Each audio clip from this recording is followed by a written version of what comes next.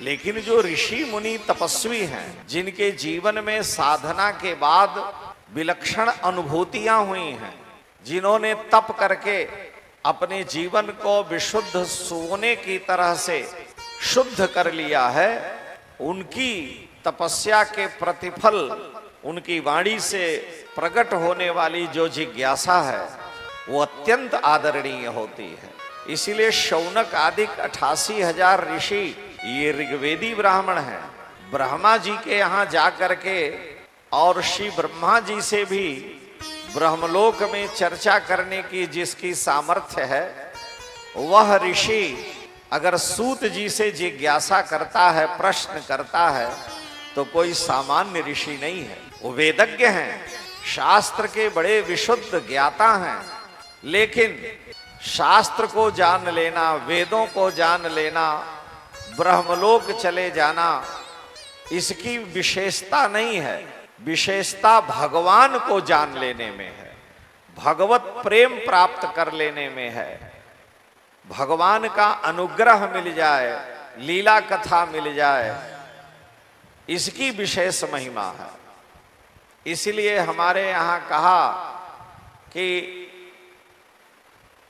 स्वर्ग में, वैकुंठ में भी भगवत कथा का सौभाग्य नहीं मिलता है। केवल भगवान की लीला कथा, शास्त्र के श्रवण का लाभ एकमात्र पृथ्वी पर मर्त्य लोक में ही सुलभ है, और ये किसी लोक में सुलभ नहीं है।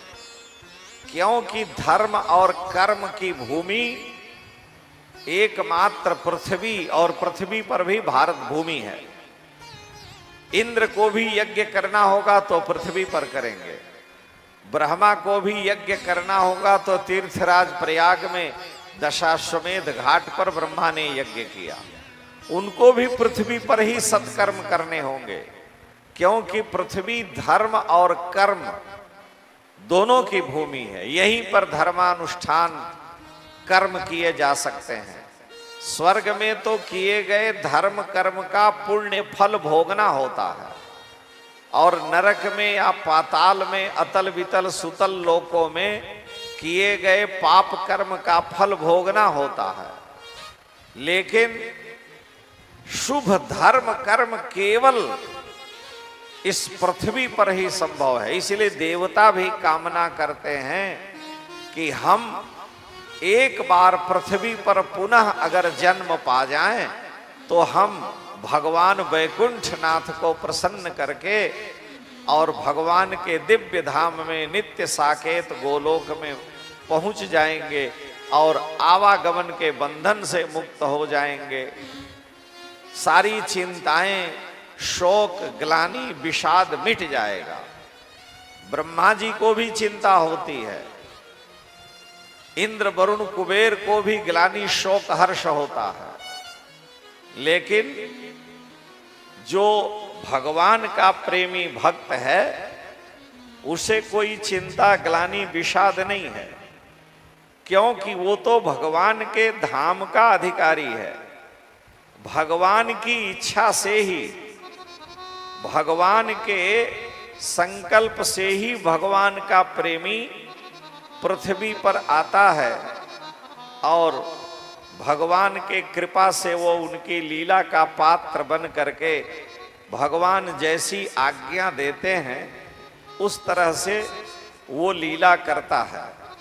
लेकिन भगवान की प्रसन्नता के लिए, भगवान के मुखोल्लास के लिए, भगवान के नित्य धाम से उनके पार्षद आते हैं और आकर के वो नाना प्रकार से भगवान की प्रसन्नता के लिए लीला करते हैं। लेकिन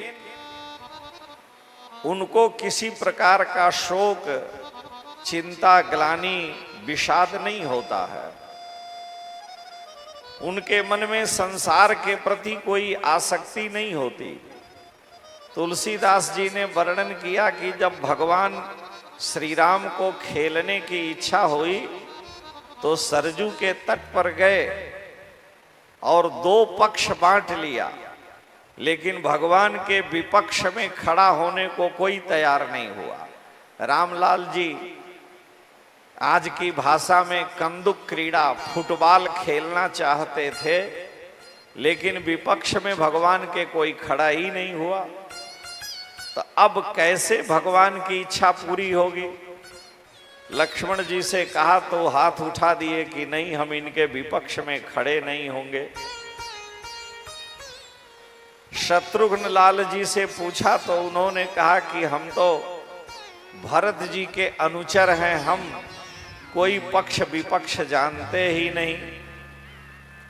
भरत जी से पूछा गया आप बतलाइए, तो भरतलाल जी ने कहा कि यदि हमें भगवान के विपक्ष में खड़े होने पर मेरे प्रभु को सुख मिलता है, राम जी के आनंद का संवर्धन अगर होता है, तो मैं एक दिन नहीं अनंत काल तक भगवान के विपक्ष में खड़ा रहूंगा। मेरे प्रभु को सुख मिलना चाहिए, राम जी को सुख मिलना चाहिए। तो भगवान के सुख के लिए श्री भरत जी महाराज उनके सामने विपक्षी बन करके खड़े होते हैं।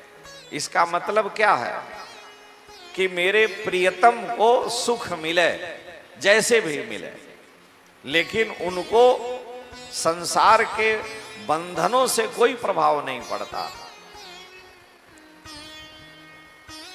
तो जो भगवान के दिव्य धाम के अधिकारी हैं, वो भगवद इच्छा से ही पृथ्वी पर आते हैं। नहीं तो जितने भी ऊपर अथवा नीचे के लोक हैं, लोकाध्यक्ष हैं, वो सब भयभीत रहते हैं। तो उत्तम जिज्ञासु शौनक आदि के ऋषियों की बात सुनकर के सूत जी ने कहा कि हे मुनियों, आपने बहुत उत्तम प्रश्न किया है, और आपके प्रश्नों के उत्तर के रूप में मुझे श्रीमद् भागवत महापुराण का स्मरण हो आया। इसलिए मैं श्री कृष्ण से संबंधित आपकी जिज्ञासा है कि उन्होंने क्यों अवतार लिया, किस लिए लिया, कौन कौन सी लीलाएं की, कौन से अतिमानुष कर्म किए, श्री कृष्ण अवतार ले के अतिरिक्त भगवान ने कौन कौन अवतार लिए। तो श्री कृष्ण प्रभु से संबंधित आपकी जिज्ञासा है, इसलिए मैं उन प्रभु के मंगलमय दिव्य विग्रह श्रीमद् भागवत महापुराण को आपको सुना रहा हूं। मनुष्य का वही सर्वश्रेष्ठ धर्म है जिससे भगवान के चरणों में प्रेम हो। जैसे भी भगवान के चरणों में प्रेम हो, भक्ति हो, अनुराग हो, वही सर्वश्रेष्ठ धर्म है। क्योंकि भगवान से प्रेम हुआ जिस किसी भी प्रकार से हो, तो जीव को भगवत अनुग्रह की प्राप्ति हो जाती है। भगवान की प्रसन्नता ही सबसे प्रधान धर्म है।